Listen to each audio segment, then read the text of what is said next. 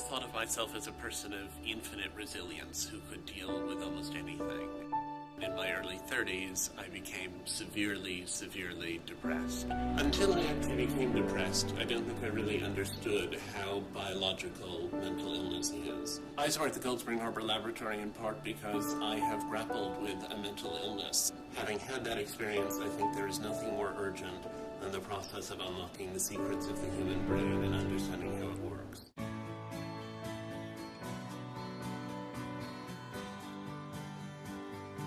Cold Spring Harbor started as a small marine biology station, and so Cold Spring Harbor, more than any other place, has been the central place for genetics.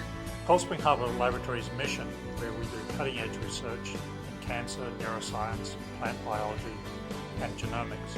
The modern era of neuroscience at Cold Spring Harbor really began in 1990 when we built new buildings that are focused on neuroscience. Cold Spring Harbor Laboratory has always distinguished itself as a place where new ideas emerge, new approaches to understanding cancer, new approaches to understanding the brain. So one of the main challenges is to try to understand how aberrations in genes can contribute or cause to neurological disorders. Many of the genetic causes of autism and schizophrenia consist of rare genetic changes.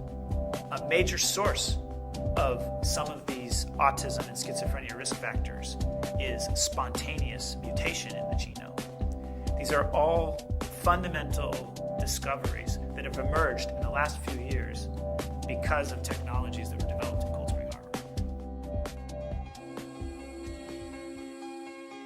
Cold Spring Harbor Laboratory has been a major center for understanding the nature of cancer.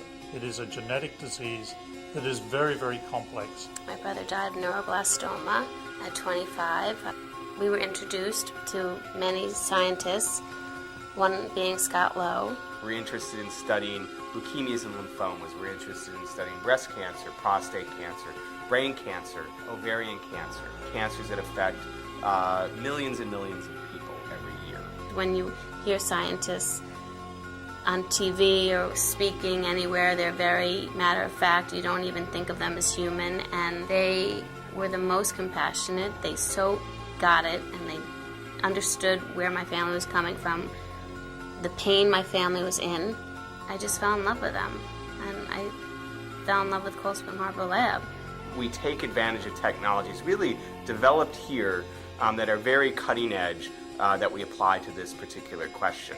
We interface with various clinical cancer centers to try to take this more basic information, translate it into results that really mean something to cancer patients. So we believe it's important to understand the genetics and biology of different cancers, really because it's sort of like knowing your enemy. If you don't understand what has gone wrong, it's really impossible to fix it. Cold Spring Harbor Laboratory's mission is really twofold. One is in research, and the other is really a unique mission in very innovative science education. We teach our students how to learn and really how to become practical working scientists. We have over 8,000 scientists a year who come to Cold Spring Harbor to attend meetings or take very advanced courses learning new technologies.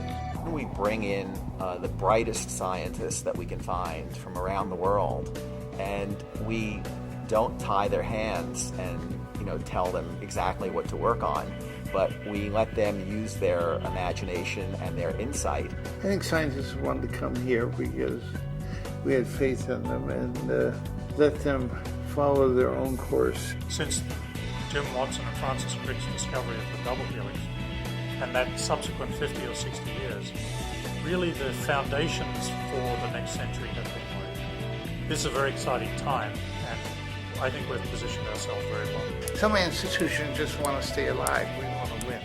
The work that's done at Cold Spring Harbor Laboratory on cancer, on autism, on schizophrenia is ultimately going to help us to understand what those conditions are. I hated being depressed, but I'm so grateful that I was depressed in an era when there was medication to treat the illness and not in the era when there was nothing at all that could be done about it. We're at the brink of bringing about real change in the lives of people who are suffering.